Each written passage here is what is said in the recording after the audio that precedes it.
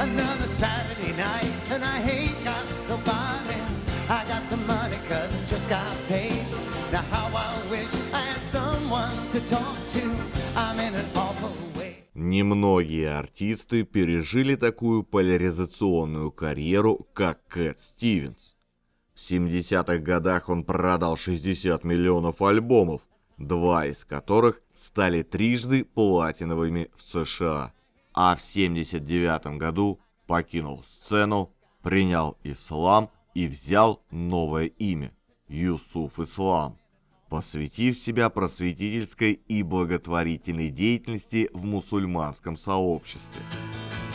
Long boats are coming to win us, they're coming to win us, they're coming to win us. Longer boats are coming to win us. Hold on to the shore. Oh, they'll be taking the key from the door.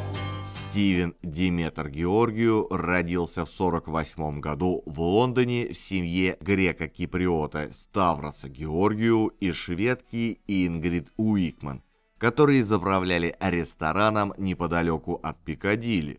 Отец православный христианин и мать баптистка. Как ни странно, отдали они мальчика в католическую школу. Когда Стивенсу было 8 лет, родители развелись, но продолжали совместную работу в своем ресторане. Писать песни Стивен начал в 12 лет. К этому времени он уже играл на фортепиано и брал уроки игры на гитаре. Съездив с матерью в Швецию, он познакомился с ее братом Хьюго, профессиональным живописцем. С этого момента увлекся изобразительным искусством. В 16 лет Стивен поступил в Хаммерсмитский художественный колледж, но проучился недолго, решив посвятить себя музыке. К этому времени он начал исполнять песни в местных барах под именем Стив Адамс, так как один его друг убедил его поменять непроизносимое для англичан греческое имя на простое английское. Вскоре он привлек внимание местного продюсера Майка Хёрста, который подписал с ним контракт. Позже он выбрал более запоминающийся сценический псевдоним Кэт Стивенс, потому что подруга однажды сказала ему, что у него кошачьи глаза. И в 1966 году он записал свой первый хит с необычной песней о любви «Я люблю свою собаку».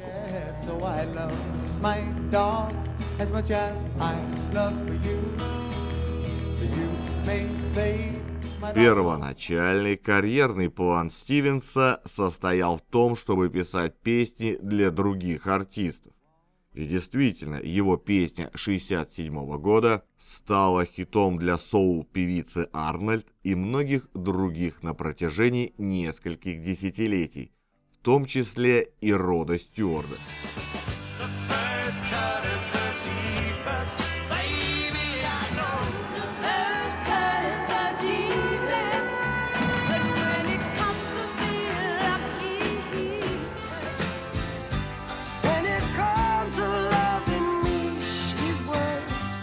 Но с выходом в 1967 году его альбома, в который вошли запоминающаяся титульная песня, он становится настоящей поп-звездой.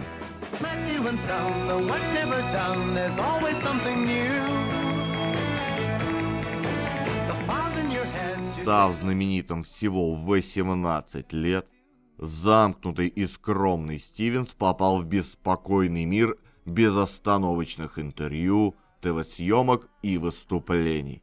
Вскоре он отправился в тур с Джимми Хендриксом, который познакомил его с деструктивным гедонистическим образом жизни, включающим курение, наркотики и алкоголь. В это время Стивен стремился к более фолковому звучанию, в то время как Хёрст настаивал на поп-песнях. «В студии была куча музыкантов», — сказал Стивен журналу Classic Rock в 1904 году. «Они мне говорили, как играть мои песни. Тогда мне показалось, что я должен был иметь больше контроля, потому что автор я». Результатом такой напряженной работы стал второй альбом Стивенса 1967 года. night. It's gonna be a bad night. I guarantee that tonight a bad night. В 1968 году, когда ему было всего 20 лет, после нескольких лет влияния Джимми Хендрикса, а это значит курение и пьянство, он тяжело заболел. Он потерял в весе, и у него развился постоянный кашель, который усилился до такой степени, что он кашлял кровью. Только после этого он наконец обратился за медицинской помощью. У Стивенса был диагностирован запущенный туберкулез, который вызвал коллапс легкого и тяжелую пневмонию. Он был немедленно госпитализирован. Ему сказали, что он, вероятно, был в нескольких неделях от смерти. Он провел 3 месяца в отделении интенсивной терапии, страдая от болезненных процедур на легких, и около года восстанавливался после опасной болезни. Это был большой урок. «У меня было много времени на размышления», — вспоминал он. Во время своего долгого выздоровления он написал около 40 песен, которые послужат материалом для его следующих 3 альбомов. В 2021 году он рассказал, что в частности одна песня, пронизанная отчаянием, была напрямую вдохновлена его борьбой с туберкулезом. I have seen your face, and it's too much for me today. Вскоре после выздоровления Кэт Стивенс познакомился с молодой американской моделью и актрисой Патти де Арбанвиль. Они встречались около 2 лет, целовались на траве, смотрели посадку на Луну в 1969 году и проводили время в его выкрашенной в красный цвет спальне, в которой стояли только кровать и пианино. Но карьера де Арбанвиль часто уводила ее в далекие места, такие как Лос-Анджелес и Нью-Йорк, и в конечном итоге в объятия Мика Джаггера. Убитый горем Стивенс сочинил захватывающую балладу. My lady d'Arbanville, why does it grieve me? Отношения Стивенса с де Арбанвиль вдохновили его написать несколько других песен. В первую очередь, милую и откровенную песню 70-х «Дикий мир». Когда его спросили о песне в интервью в 2021 году, он просто сказал: «У нас все закончилось, и я пожелал ей всего наилучшего». Oh, baby, baby, it's a wild world, and it's hard to get by just upon a smile. Oh, baby, baby, it's a wild world, and I'll always remember you like a child girl. Как это нередко было со Стивенсом, эта песня снискала успех не только в его исполнении, но и принесла места в хит-парадах таким исполнителям, как Макси Прист и Мистер Биг. Oh, baby, baby, it's a wild world. It's hard to get by. Ooh, baby, baby, it's a wild world. Мелодия оказалась настолько заразительной, что постоянно угадывалась то тут, то там. Даже спустя 20 лет Диме Билану вручили серебряную калошу 2008 года по тому же поводу, усмотрев отзвуки дикого мира в песне «Believe Me». Now that I've lost everything to you, say you wanna start something new, and it's breaking my heart you're leaving. Baby, I'm grieving. Even when the thunder and storm begins, I'll be standing strong like a tree in the wind. Nothing's gonna move this mountain or change my direction. «Дикий мир» вышел на альбоме 70-го года. Он попал в хит-парад США. Туда же попали и следующие 4 альбома. Кэт так сильно разбогател, что когда ему было 25 лет, он отправился в добровольное изгнание. Став суперзвездой, он начал чувствовать себя потерянным и лишним в суете славы и излишеств. Пожертвовав свои налоговые отчисления детским благотворительным организациям, он переехал в Бразилию и сосредоточился на духовной жизни. Он также постриг свои фирменные длинные вьющиеся волосы, сделав себя практически неузнаваемым. Из Бразилии он выезжал в такие места, как голодающая и раздираемая войной Эфиопия, Бангладеш и Кения. В 2022 году он утверждал, что это была попытка сойти со своего привилегированного пьедестала и стать ближе к человечеству. Результатом этих поездок стал его альбом 1973 года.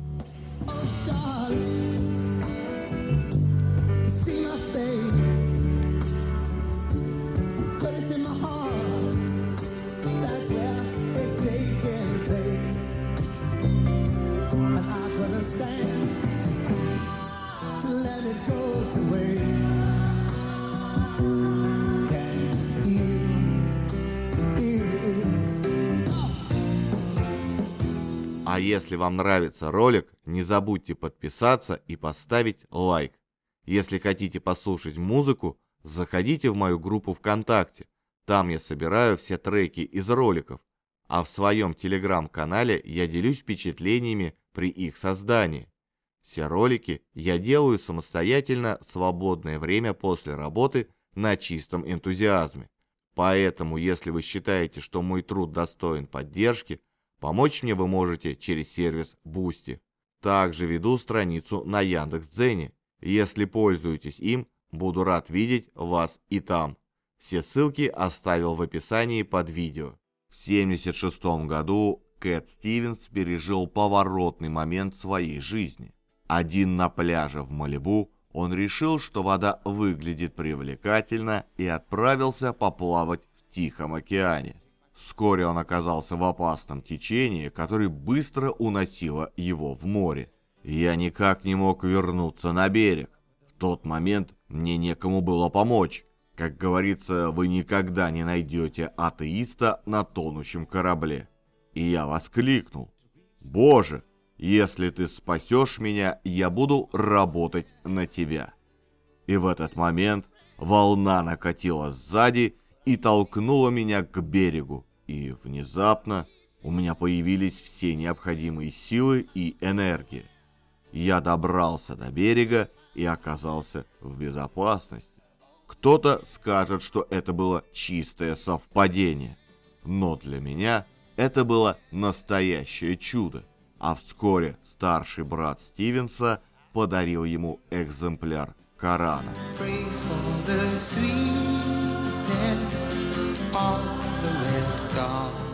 1977 году Кэт Стивенс удивил мир, став мусульманином. Затем он сменил свое имя на Юсуф Ислам, оставив личность Кэта Стивенса позади. Он выбрал имя Юсуф, прочитав о пророке Иосифе, найдя притчу, в которой он продается как товар, похожий на его собственный опыт в музыкальной индустрии. Но самый большой шок произошел в 1979 году, когда он решил прекратить заниматься музыкой, хотя в мечети новообращенному Юсуфу и сказали, что музыкой заниматься можно, с понятными ограничениями, не петь про всякое нечистое. Но Стивенс в неофитском пылу пустился сжечь мосты.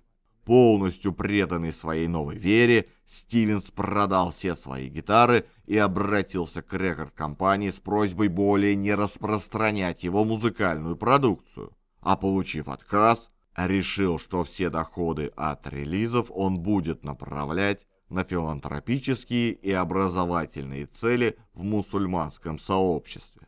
Так, в 1981 году он построил начальную школу на севере Лондона, после чего основал несколько исламских средних школ и благотворительное общество Small Kindness, до сих пор помогающее жертвам голода в Африке, Индонезии и Ираке. Вскоре он женился на Фаузии Мубарак Али, уроженке Пакистана. У меня были две предполагаемые девушки. на которых я хотел жениться. Я пригласил их познакомиться с моей матерью, а затем спросил ее мнение.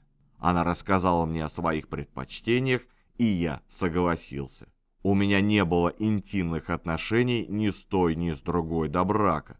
Таким образом, по западным стандартам и моему собственному предыдущему послужному списку, это было явным отклонением от нормы. У пары родилось 5 детей. Их старшая дочь Хасана – исполнительный директор звукозаписывающей компании. Их вторая дочь – юрист. Их третья дочь Майманах занимается благотворительностью. А четвертая дочь Амина – профессиональный фотограф. Единственный сын Мухаммед – певец и автор песен, известный под сценическим псевдонимом Йориос Адамас, в знак своего греческого происхождения. My room has got 2 windows. The sunlight never comes through. It's always dark and dreary. Since I broke up, baby, with you, I live on a lonely avenue. Little girl wouldn't say I do, and I feel so sick and lonely. And it's all because of you. Так они и жили, пока в 1988 году писатель Салман Рушди опубликовал так называемые сатанинские стихи, которые считаются оскорбительными для мусульман. Настолько, что в 1989 году тогдашний верховный лидер Ирана Аятолла Хамини издал фетву о смерти Рушди, фактически приказав мусульманам убить автора. В результате на Рушди было совершено несколько покушений, а переводчик романа был убит. Когда Стивенса спросили о фетве, он высказался в ее поддержку. Естественно, пресса неистовствовала. Стивенс сказал журналу Rolling Stone, что его комментарии были вырваны из контекста, что он просто цитировал непосредственно тексты священных писаний. Он объяснил, что компрометирующее интервью стало результатом преднамеренного редактирования.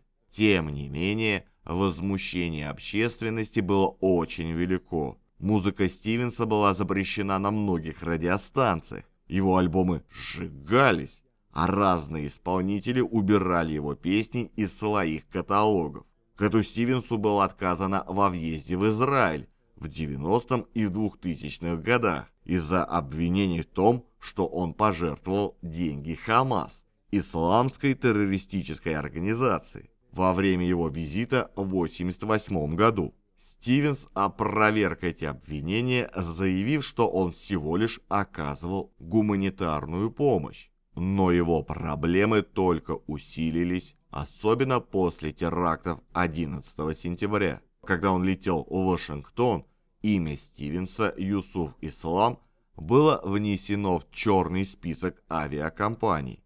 Его самолет перенаправили в штат Мэн, где его допросили сотрудники национальной безопасности, а затем он был депортирован. В 2007 году одна газетка опубликовала статью, в которой утверждалось, что Кэт Стивенс отказался разговаривать с полуобнаженными женщинами во время церемонии награждения в Германии, выставив его законченным женоненавистником.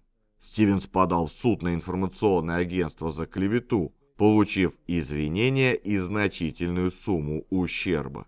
Иск был подан всего через несколько лет после предыдущего судебного разбирательства по делу о клевете, в ходе которого несколько новостных агентств сообщили о необоснованных утверждениях о том, что он поддерживал терроризм. Тем не менее, Юсуф много лет обдумывал вопрос музыки в исламе и в конце концов решил, что просто петь в сопровождении ударных совсем не зазорно и может даже послужить на пользу людям. Он записывает несколько альбомов сугубо мусульманских песен, включая детскую песенку «А значит Аллах». Альбомы совершенно непривычные, это другая музыка, но голос ни с кем не перепутаешь. Для непосвященного они могут послужить хорошим вступлением в музыкальную вселенную мусульман. Смешно, но в Европе и Америке эти альбомы достать не так уж просто, даже через интернет. For the Quran, the book of God, and Ka is for kalima, a word we're taught to teach us. Далее он перезаписал песню «Поезд мира» для сборника, на котором в числе прочих были представлены Дэвид Боуи и Пол Маккартни. А позже исполнил ту же вещь на концерте в честь Нельсона Манделы. Причем выступил с Питером Гэбриэлом, в далеком прошлом своим флейтистом. Glide on the peace train. Come on, peace train. This peace train, holy roller. Everyone jump upon the peace train. Come on, peace train. В 2005 году вышел сингл «Indian Ocean» от «Цунами» 4-го года. Деньги, вырученные от продажи сингла, были переадресованы сиротам района в Индонезии, особенно пострадавшего от удара волны. Please God save us. Please don't blame us. For this is the only life we have. We'll make it up if we were bad. Его не понимали. И до сих пор не понимают очень и очень многие. Несмотря на то, что Юсуф назвал атаку Аль-Каиды на Нью-Йорк страшным преступлением, которого не может одобрить ни один нормальный мусульманин, Америка отказала ему во въездной визе. А с другой стороны, фонд Горбачева присудил ему награду «Человек за мир». Но как бы о нем ни судили, честный Юсуф остался при своих убеждениях. Хотя, видимо, тяжело, когда тебя совсем не понимают. Не случайно ли одна из песен на его альбоме «Иная чаша» — переработка старинного стандарта с очень прочувствованным названием «Не дай мне быть непонятым». But sometimes I find myself alone regretting some little thing, some foolish thing that I've done. But I'm just a soul whose intentions are good. Oh Lord, please don't let me be misunderstood. Несмотря на возраст, Юсуф до сих пор продолжает выпускать альбомы. Совсем недавно вышел новый альбом. В пресс-релизе даже называли его альбомом для детей, потому что он очень светлый, добрый, а мелодии обманчиво простые. И слушая их, испытываешь совершенно нереальное ощущение. Все его современники, не покидавшие нивы рок-н-ролла, состарились. И это хорошо заметно по их голосам. А у этого голос вообще не изменился. Как будто он совсем не состарился, а стал только сильнее. Такова история певца и автора песен, который чуть не умер от тяжелой болезни и чуть не утонул в океане, сменил веру и стал презираем своими же соотечественниками. Justin Berry